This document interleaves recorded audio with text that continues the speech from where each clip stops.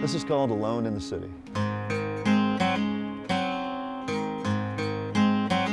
On tour. One more deceiver left me. One place Jim O'Farrell feels most comfortable. I like it a lot. We've had this in our live set for probably a year now. The professional singer could not think of a better job than making music. I try to write songs that are relevant, and that's what music is for me. It's that purpose. Soulful lyrics and a bluesy sound define this artist from Churchill. Ask me to free her, then the frontman of the J.O.B. is living his dream.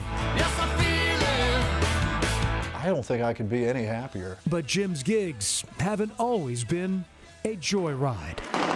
The former Ranger with nearly 3 decades in the U.S. Army led his soldiers through Ramadi, Fallujah, and Baghdad during 2 year-long tours in Iraq. When a firefight's over, that's when this starts. You know, you get a little bit of the handshaking, a little bit of this, you get a little tight in the chest and the throat. Harrowing experiences that affected Jim deeply. I lost a lot of people I knew around us. We were on patrols where we had soldiers and Marines that didn't come home on the same aircraft with their units. Returning from war was not the easiest of transition for this father of 3. It's tough to disengage. In the first couple of years I was home after I retired in '08, I kept waiting for the phone to ring. I kept waiting to pack my bag and go back because that had been my lifestyle for so long. Increasingly, alcohol clouded his creativity. He was on a path of self-destruction until one day, 8 years ago. That morning, it was April 30th of 2010, was my very last hangover. I haven't had a drink of alcohol since. And I don't advocate that for anybody else, but for me, it was a thing for me to do. Jim's salvation found in his strings. This music that's saved my life. And this band saved my life. My friends have saved my life.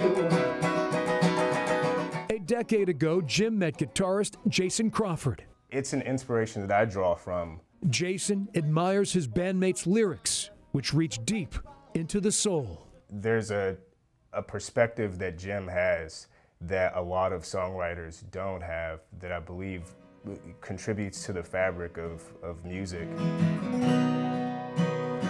Their group, the J.O.B., has released 5 albums, with a 6th on the way. Writing and recording and performing is 100% everything that I do. The 55-year-old O'Farrell is carving out quite the musical career. The group's songs even landing on the top 40 charts. But Jim's thoughts remain with veterans. It never goes away.